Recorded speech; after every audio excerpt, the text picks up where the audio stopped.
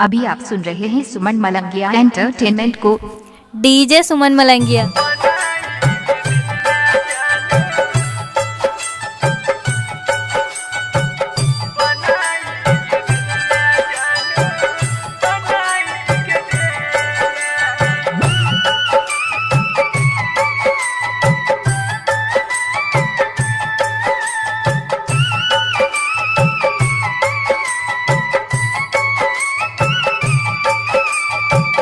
अभी आप सुन रहे हैं सुमन मलंगिया एंटरटेनमेंट को। Presented by Ma Music Recording Studio, Ladania। दिल के खिलौना तू बनाई के देला, दिल के खिलौना तू बनाई के देला, बनाई के देला जानू, बनाई के देला, बनाई के देला जानू, बनाई के देला।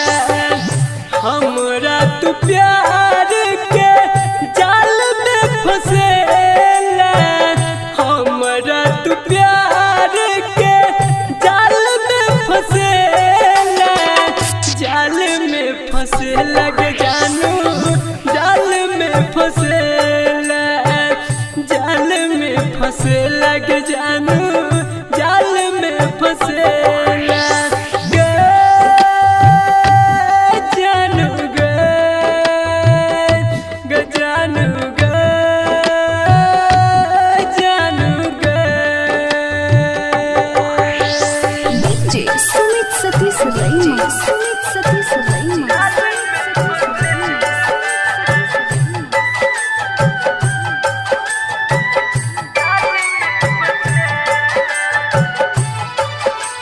डीजे सुमन दीवाना, खाए अजीपुर गांव मलंगिया। बचपन से खेलै छेला प्यार वाला खेल गए, जिंदगी में दर के गेला गम के झमेल गए। सुमन मलंगिया बचपन से खेलै छेला प्यार वाला खेल गए, जिंदगी में दर के गेला गम के झमेल गए।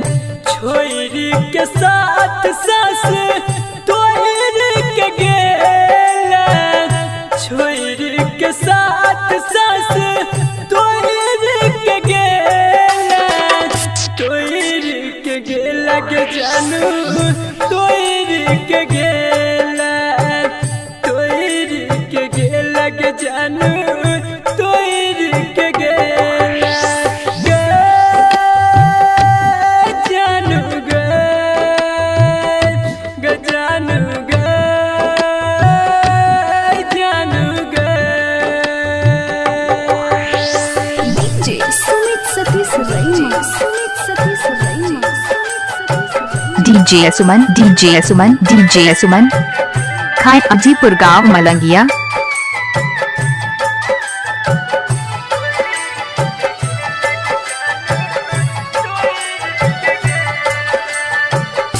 पत्थर के चोट सनबा नहीं दिल घाव गए, हर भजन संदीप सुमन रही गेल छाव गए।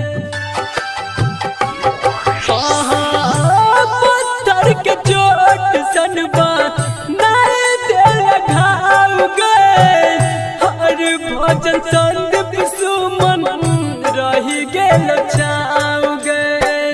खाई के वीरान गम के बोझा दगेला, खाई के वीरान गम के बोझा दगेला, बोझा दगेला के जानू, बोझा दगेला, बोझा दगेला के जानू, बोझा दगेला गे जानू गे, गे जानू गे, जानू डीजे सुमन मलंगिया मधुबनी। डीजे सुमन मोबाइल नंबर 8882452308 है।